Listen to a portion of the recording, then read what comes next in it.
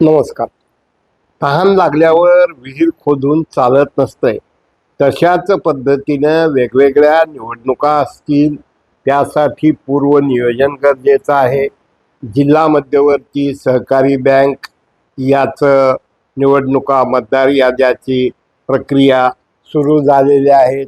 ठराव मागवायला सुरू केलेले आहेत आणि अशा एका परिस्थितीमध्ये लातूर जिल्ह्यात 10 तालुके आहेत.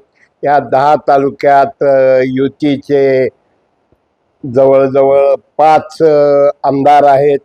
त्याचबरोबर महाविकास आघाडीचा 1 आमदार आहे. सहकारात काही राजकारण किंवा पक्षीय राजकारण नसतं, पण ही निवडणूक अनेक अर्थानं अनेकाला सोपी आणि चांगली ठरणार आहे. कारण ज्यांना 10 वर्ष झालेली आहेत ते या निवडणुकीला उभा राहू शकणार नाहीत.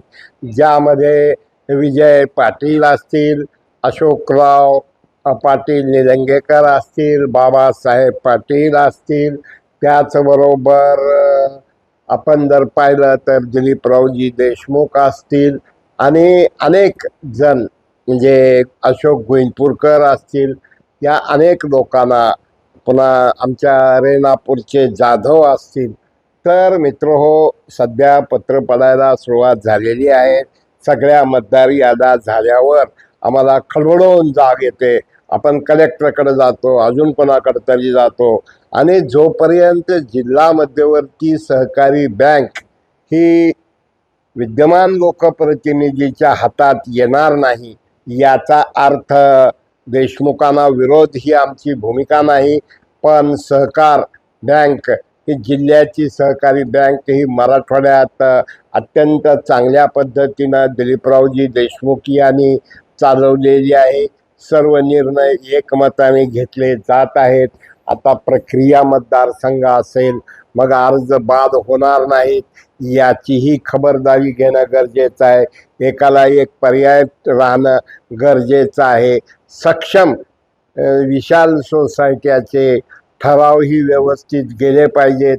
उमेदवाराला सूचक अनुमोदक मिळालं पाहिजे.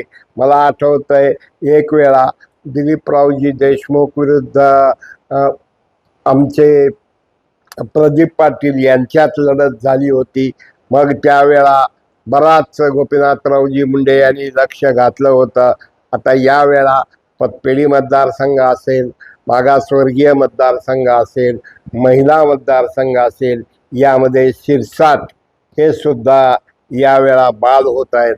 आणि अशा एका परिस्थितीमध्ये काय सर्वांनी जागरूकतेनं ठराव पाठवत असताना मॅनेज होणारा मेंबर नसला पाहिजे, याही गोष्टीचा विचार करणं गरजेचं आहे. आणि म्हणून ज्या पद्धतीनं घर बांधताना अगोदर कंपाऊंड वॉल केली जाते, नंतर नकाशा फायनल केला जातो, बोर घेतलं जातं आणि मग तर सहकारी साखर कारखानदारी किंवा सहकाराच्या वेगवेगळ्या संस्था जन्मायच्या असतील किंवा पीक कर्ज असेल, हे जर द्यायचं असेल, पतपेढ्याला व्यवस्थित कर्ज द्यायचं असेल, फक्त 5 लाखापर्यंत बिनव्याजी कर्ज म्हणूनही चालणार नाही किंवा देशमुखांना फक्त बोटं मोडून शिव्या देऊन चालणार नाहीत. वरून शिव्या द्यायच्या आणि मधून मात्र तुझा गळा माझा गळा अशा प्रकारचंही जमणार नाही. याचा अर्थ आम्ही म्हणजे तुम्ही लढा असंही म्हणणार नाहीत. जर जिल्हा बँकेची निवडणूक बिनविरोध जर होणार असेल, अत्यंत चांगली आहे. मग रमेश कराड असतील, आपले अभिमन्यू पवार असतील, संभाजीराव पाटील निलंगेकर असतील, बाबासाहेब पाटील असतील, संजय बनसोडे असतील, त्याचबरोबर जे आणखीन भगवानराव पाटील असतील, या सर्वांनी मिळून काय चाकूरमधून गेल्या वेळा विठ्ठलराव माकणे होते, आता येणार पाटील ही आऊट होत आहेत. आणि अशा एका परिस्थितीमध्ये कोरे चेहरे, चांगले चेहरे, स्वच्छ प्रतिमा, पारदर्शक कारभार, शेतकऱ्याला न्याय, बँक ही सहकारी बँक ही मक्तेदारी किंवा कुणाला कर्ज द्यायचं कुणाला नाही याही पेक्षा वेगवेगळे सहकारात दुग्ध व्यवसाय वाढला पाहिजे, सहकारात वेगवेगळे उद्योग वाढले पाहिजेत. जे सहकाराचे सूतगिरण्या किंवा वेगवेगळ्या ठिकाणी पैसे अडकलेले आहेत त्यांच्यावरही कार्यवाह्या झाल्या पाहिजेत.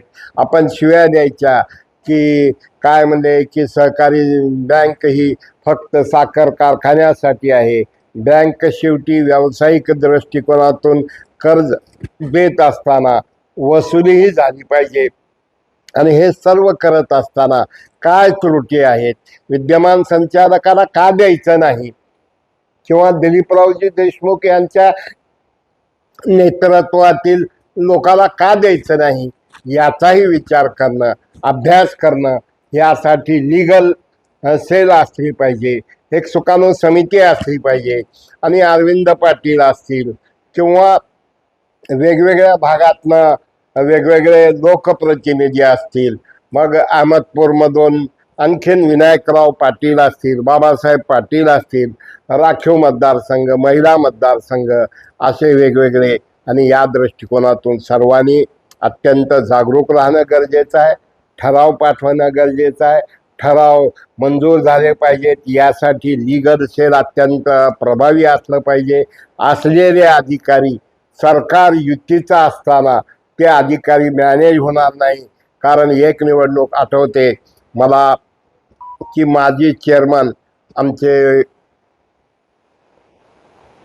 ज्यांना पाटील आपल्या खासदाराच्या गावचे, त्यांचा अर्ज रिजेक्ट केला, त्यांची संस्था अपात्र ठरवली. एका मोठ्या नेत्याला म्हणजे विद्यमान सहकार मंत्र्याला कसं बाद करता येईल यासाठी त्या काळातील लवेकर यांनी प्रयत्न केले.